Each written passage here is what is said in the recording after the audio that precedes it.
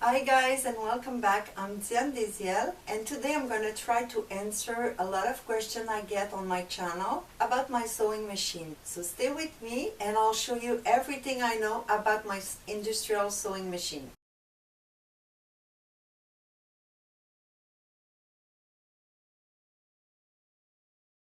So here are my two sewing machines. This is my Industriel that I use in all my videos because I do have a domestic machine, but I'm using it only to do buttonhole and embroidery if I have to. Right now it's just for you to see the size. Of course, the Industriel, like I said in the pros and the cons, the Industriel is much bigger and it's really heavy compared to this one that you could place everywhere. But the main characteristic is the table that allow you to have your garment on the table all flat while you're sewing.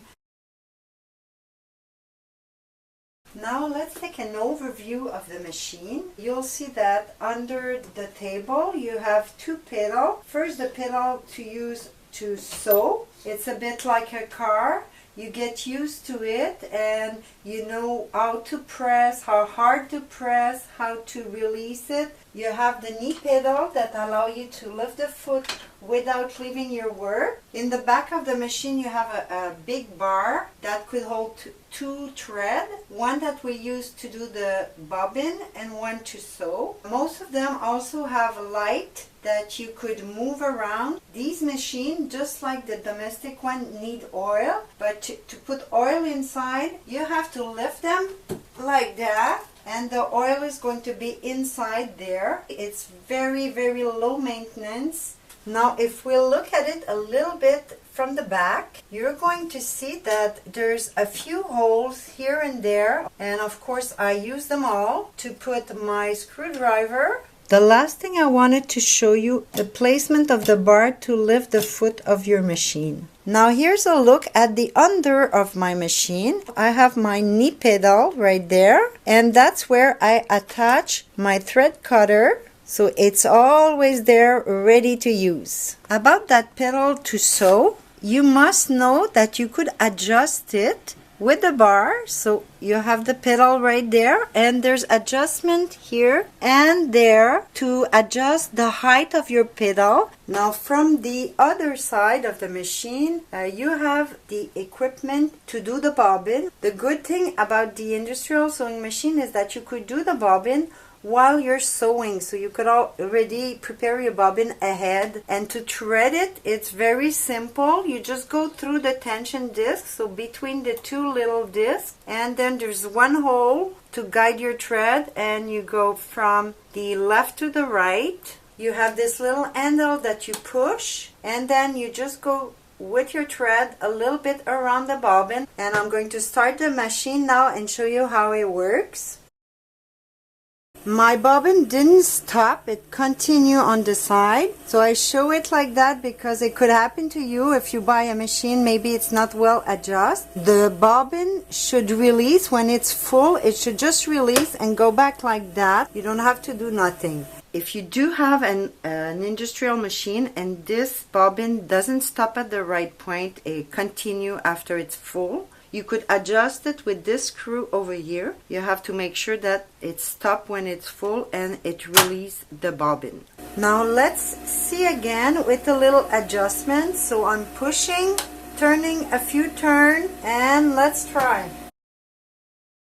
Now it's perfect. So I'm gonna remove it and show you the adjustment that I did.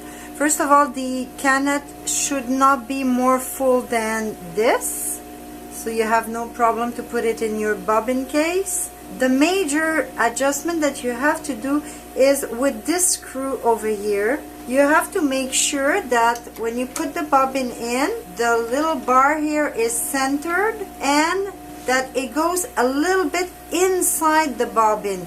Now I'm on top of the machine, just over the foot. Here's another important feature of your industrial sewing machine that a lot of sewers, they don't even know. It's the big screw over that allow you to release the pressure of the foot. So if you do work with very thick fabric, big wool, or even denim, you might release the tension of the foot. So you would go like that, and of course move the other part tight so it doesn't move. And when you're done, just release the bottom part and push it back down. Now in industrial sewing machine, there's not too many options. So you have here the dial for the length of your stitch. If you increase the number, for mine anyway, if you increase the number, you have a larger stitch. If you go small number, it's small stitch also. And then you have here this bar that allow you to back tack.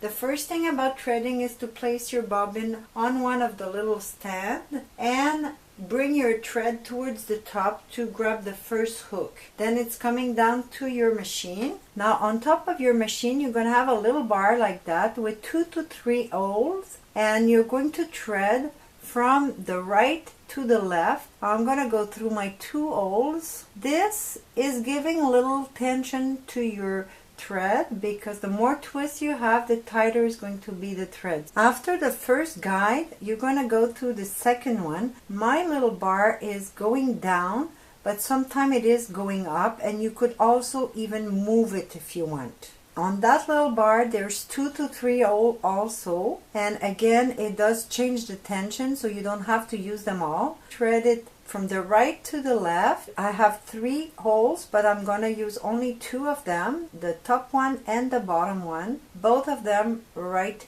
to the left. Then from that little bar, you're going to go down, and the first hook that you get is an open hook, so you don't have to go from the top. You could just hold the thread, push it, and insert it into the hook. Then you go in the tension disc. This is the most important part for your tension. If you go with your knee pedal, you will see that the knee pedal releases the 2 tension discs, and your thread has to go between the 2 discs. You have to be able to pull the thread quite easily, holding it on top, so it goes all the way to the middle part. So if you notice, I'm going around from the right, and I go almost a complete turn and come back, so my thread grabs the little spring hook that is attached to my tension disc. So you see my little spring hook, and now you'll be ready to grab the big hook.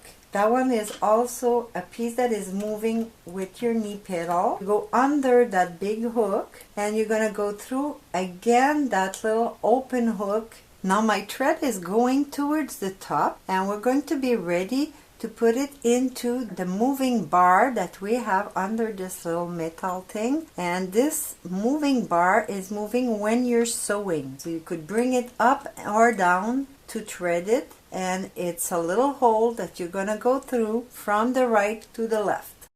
Now my thread is on the other side and ready to go down. The next thing you're going to see is a spiral hook. You could just slide it in the back and bring it back to the front. Finally, we have 2 more open hooks to do. One is right under the machine, and the opening is in the back, so I take my thread, I bring it towards the back, and then on the front. There's one more right over the needle. This one, the opening is on the right, so you have to go on the right and bring it towards the left.